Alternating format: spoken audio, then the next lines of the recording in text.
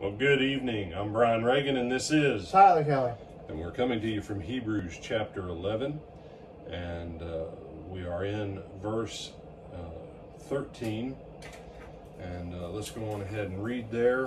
It says, "These all died in faith, not having received the promises, but having seen them from afar, they were assured of them, embraced them, and confessed they were strangers and pilgrims on the earth.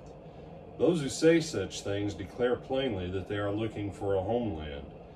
And certainly if they had been thinking of the country out of which they had come, they might have had opportunity to return.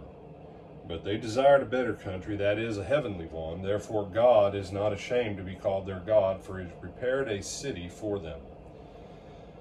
This comes to one of the great hindrances of faith, and that is that we are continually looking back at where we've come from. You say, no. Whether it's our family, for some people it may be a place that they moved from. If you're from New York State and you recently relocated to Tennessee, but you're always thinking back to New York State and how life was better in New York State, you'll never be at home in Tennessee. Now, I don't know why anyone would go to Tennessee. Davy Crockett gave us all a warning about Tennessee, and he said, "I'm out of here, I'm going to Texas." You say, "Brother, you're always thinking about Texas." Well, yeah, but the simple fact is, it's hard to ever be settled where you're at if you're always looking back to the way things used to be. You'll never make progress where you are if you're looking back to where things used to be. And Acts chapter 7, Stephen's great sermon that got him killed, but it was still a great sermon. Brother Tyler's going to read Acts 7:37 through 42, and we're going to make this point on this. 42 or 43? 43, there we go. "And this is that Moses who said to the children of Israel, 'The Lord your God will raise up for you a prophet like me from your brethren. Him you shall hear.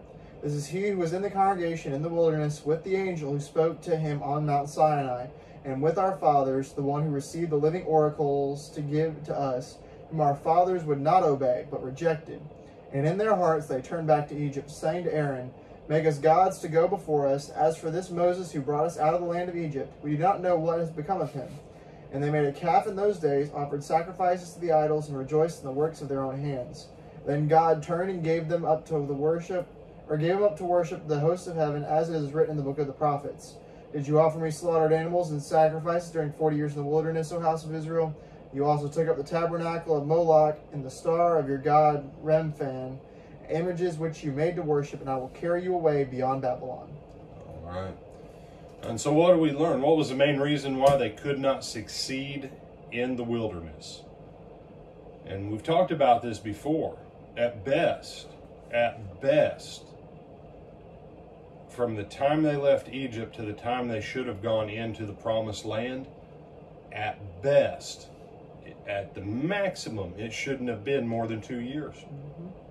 All they had to do was eat some manna, learn the way to worship God, the way that he wanted, and build the tabernacle for worship, and then they were ready to go into the land and conquer it. And go the way God told them to go. Go the way God told them to go. Get into the milk and the honey. And but they turned back in their heart to Egypt. They never left Egypt inside. And it says, that God gave them up. God gave them up. That's one big hindrance to faith, is always looking back and wishing for the way things used to be. I want to encourage you, and I want to warn you. You can't go back to the way things used to be. That world doesn't exist. I like watching TV from the 1970s. And I told Catherine the other night, I said the 1970s would have been a decent place in my mind to have stopped technologically. We had enough technology that life was pretty good, but not so much technology that we were slaves to it.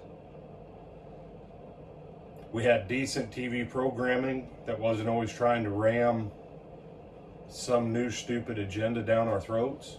etc. You say, but brother, you can't go back to that. And I'm here to tell you, if you're looking in your church and faith life, looking back to a time that was different that you think is better, the eyes of nostalgia make everything look better. But if that's where you're at, you'll never make progress where you are. And they say, no, I'll give you a different one. You ever known someone who was divorced, but they're still angry at their first spouse? And maybe they're on their second or third marriage now. Maybe they're single, because they're still emotionally tied back there.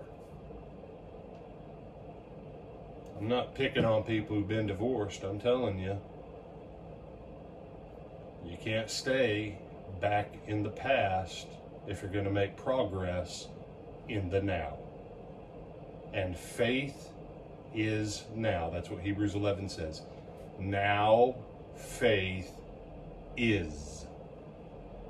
Not then faith was. I'm Brian Reagan. You got anything, Tyler, on this? Just like you said, I guess it's what we've been saying since we started Hebrews chapter 11. It's a present tense. It has to be a consistent all the way through, not just you had faith at one point or you're going to have faith. It needs to be a permanent thing. Faith is now. So with that, we bid you good evening, and Lord willing, we'll see you in the morning.